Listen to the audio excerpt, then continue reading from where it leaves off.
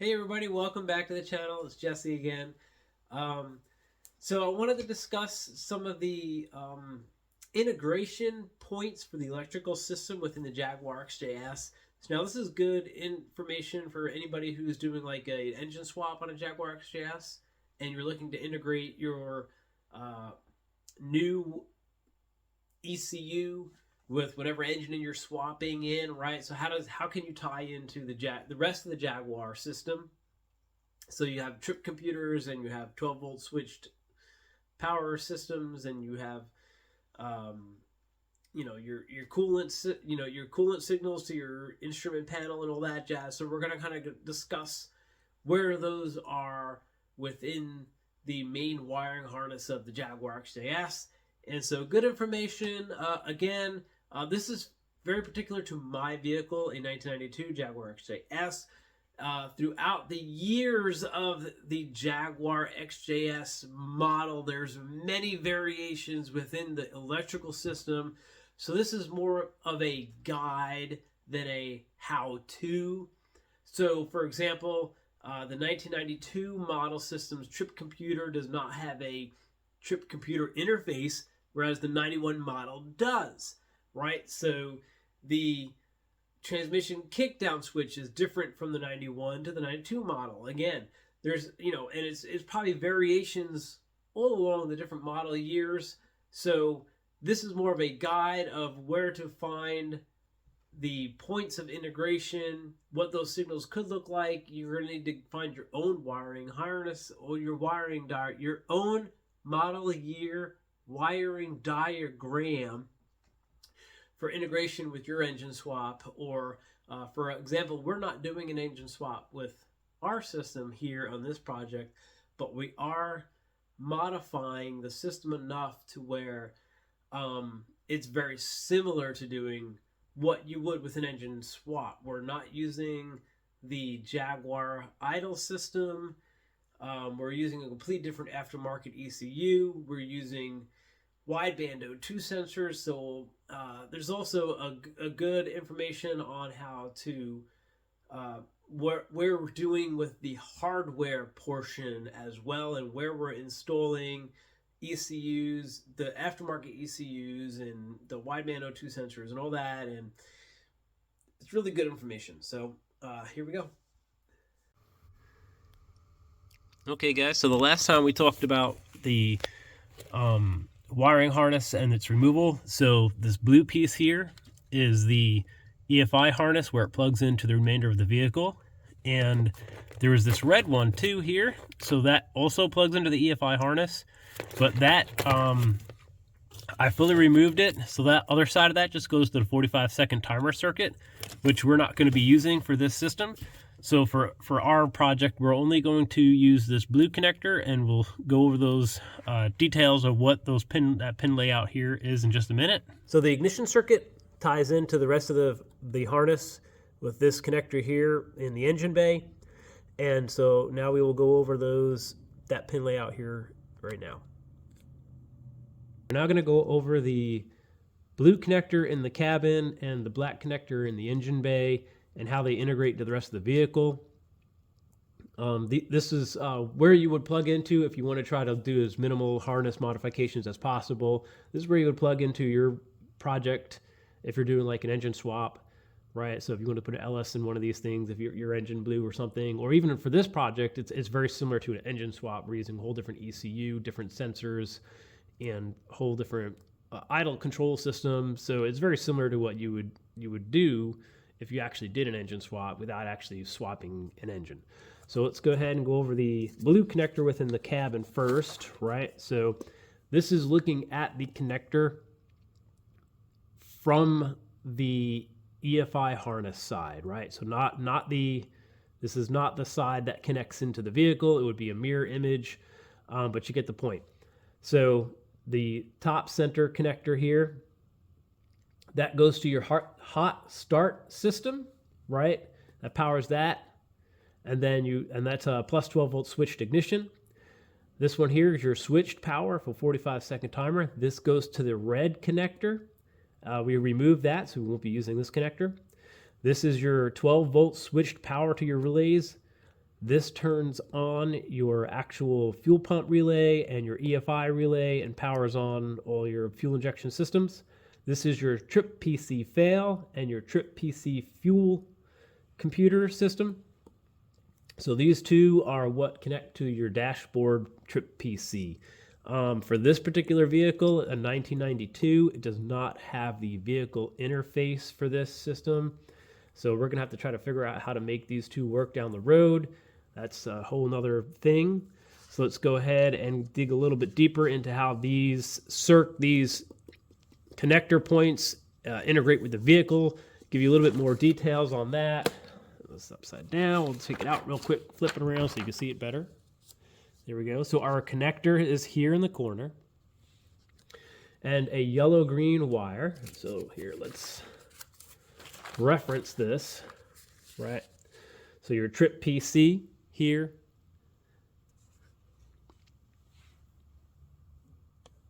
Here we go. Right, so your trip PC is down here. It's a yellow-green wire. That goes to pin 2 of the EFI system and your trip fuel info.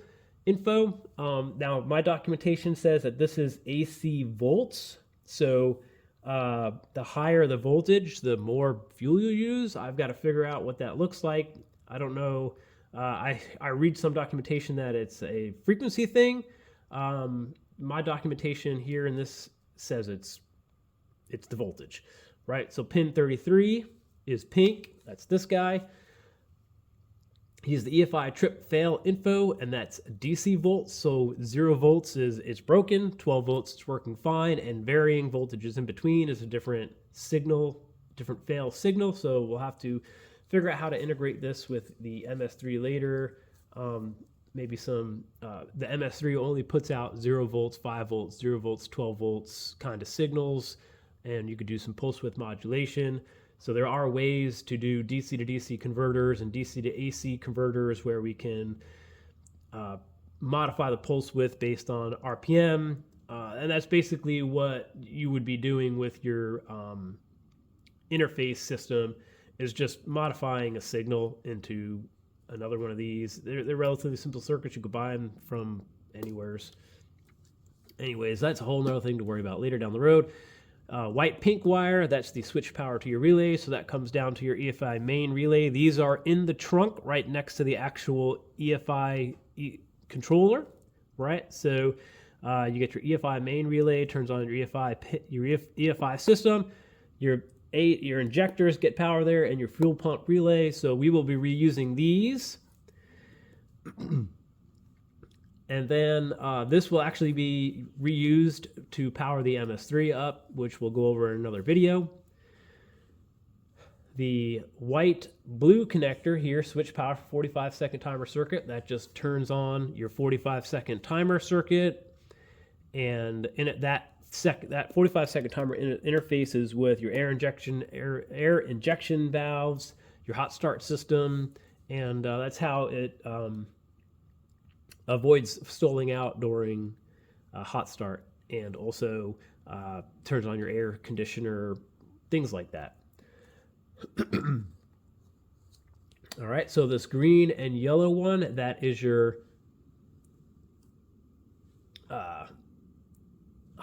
your actual hot start 12-volt switched ignition, right? So that just provides power to everything that the 45-second timer circuit's going to be interfacing with.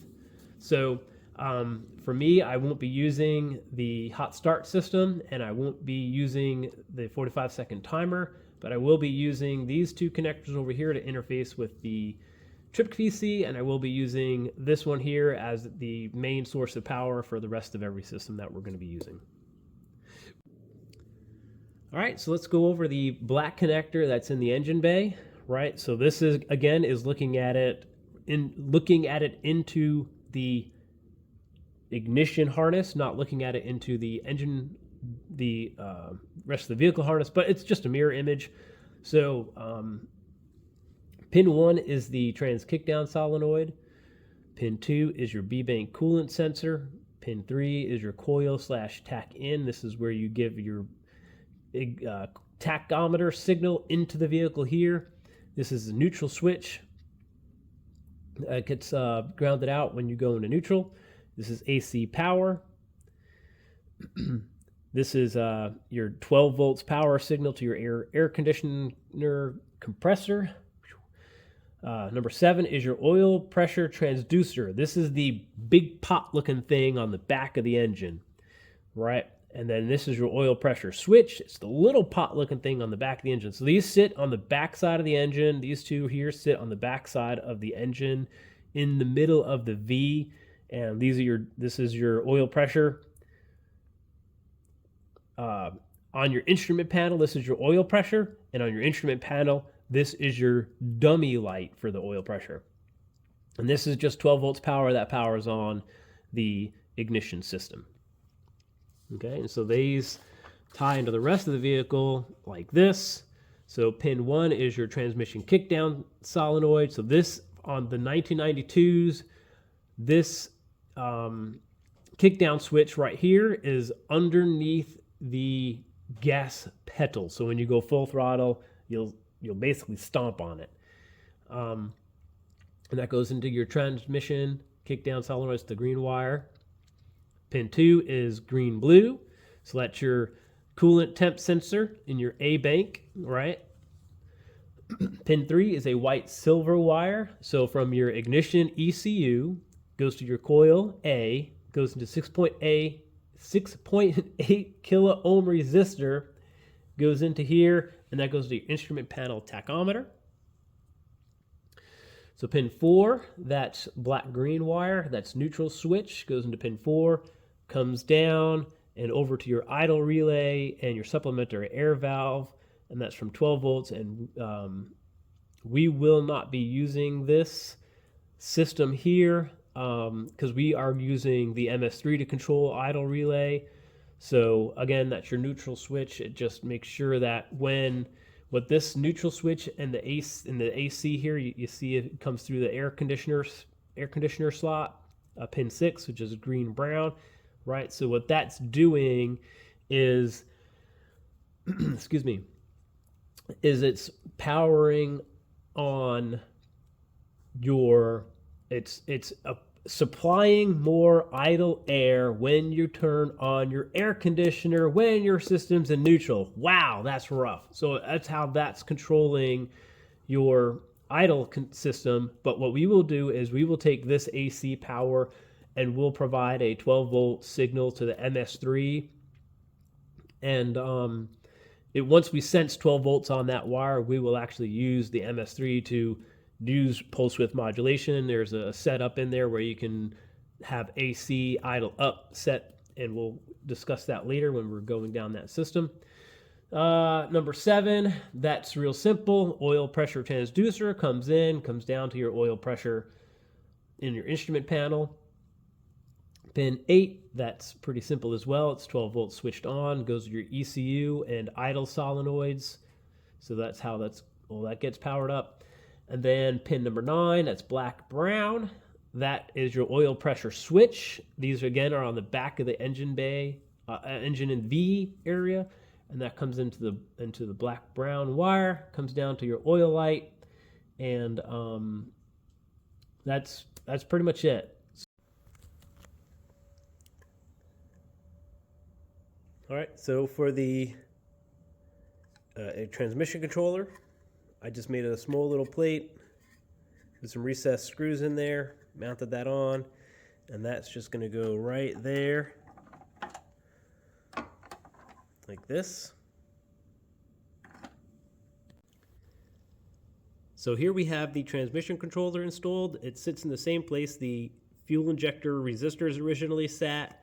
And so the wiring harness just kind of follows the same line, goes down along the fuel rail. Still need to tie it into the MS3, but we're getting there.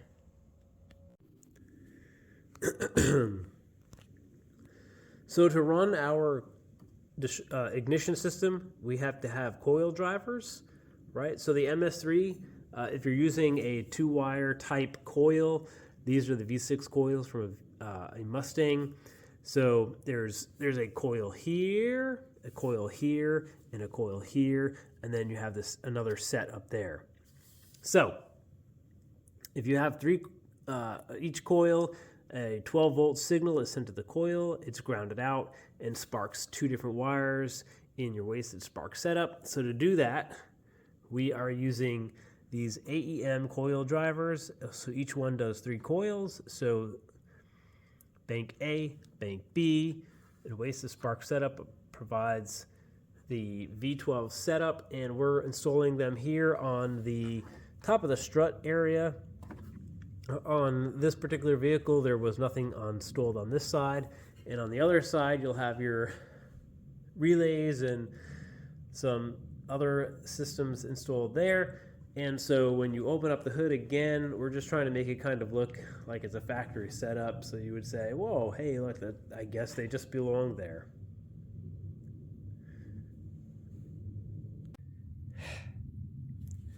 Yes, I know there's a bolt missing.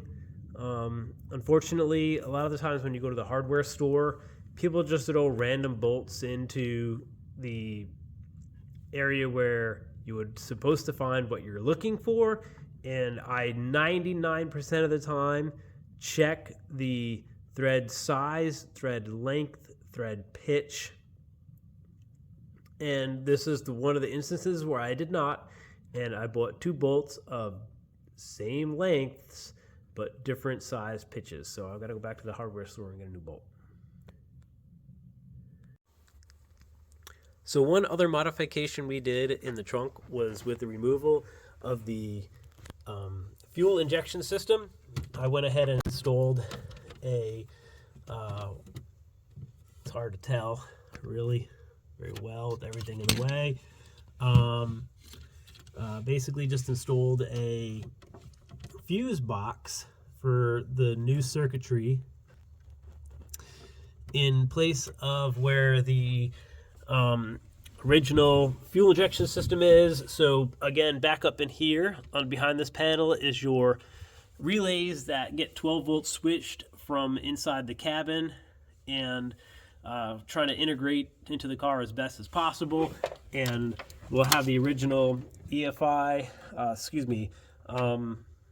fuel pump connectors and original grounding locations, and so it should be pretty seamless integration when we're done, is the hope.